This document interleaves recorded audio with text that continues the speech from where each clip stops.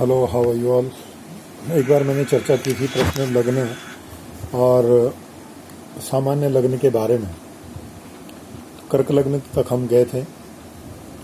सिंह लग्न का जन्म हो या प्रश्न कुंडली में सिंह लग्न आए, तब उसको मलिन प्रेत आत्माओं का दोष समझना चाहिए। इससे इस व्यक्ति को अग्नि से भय रहता है, अतिसार, दस्त, पेट में गड़बड़ी बनी रहती है। ऐसे जातक प्रारब्ध से शुभ फल देते हैं, लेकिन प्रामाणिक व्यक्तियों को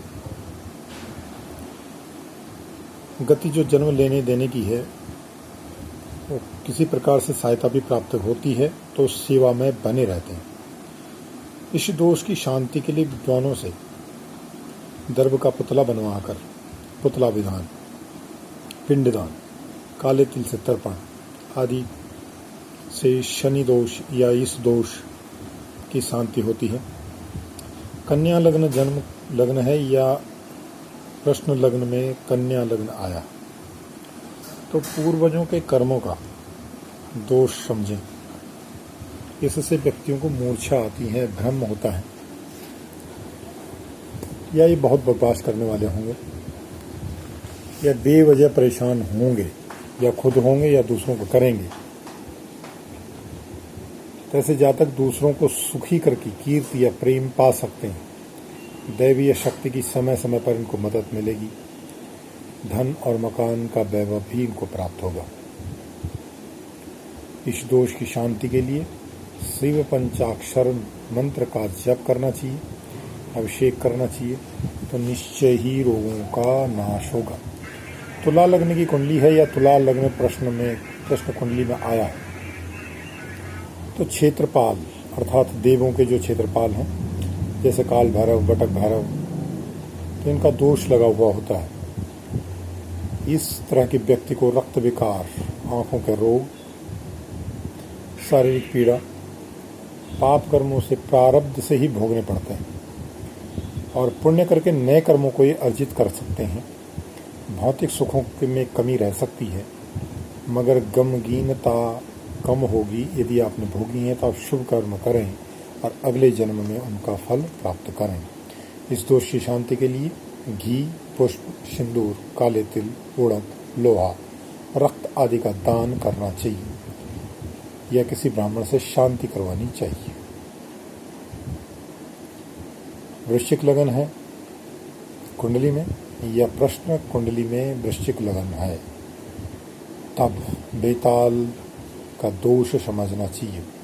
इस तरह के व्यक्ति भी बेकार बकवास करने वाले होते हैं, भ्रम में रहते हैं, ज्वर, बुखार, आंखों में पीड़ा, और ऐसे अनेक व्यक्ति अशुभ कर्मों का फल अधिक मिलता है।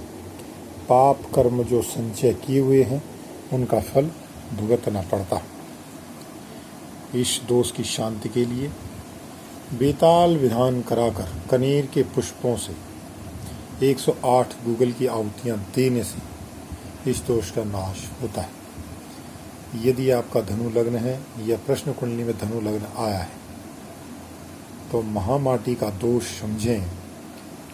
इससे व्यक्ति के सिर में चक्कर आते हैं, सिर में पीड़ा होती है, ऐसी आत्मा का स्थान भ्रष्ट होता है।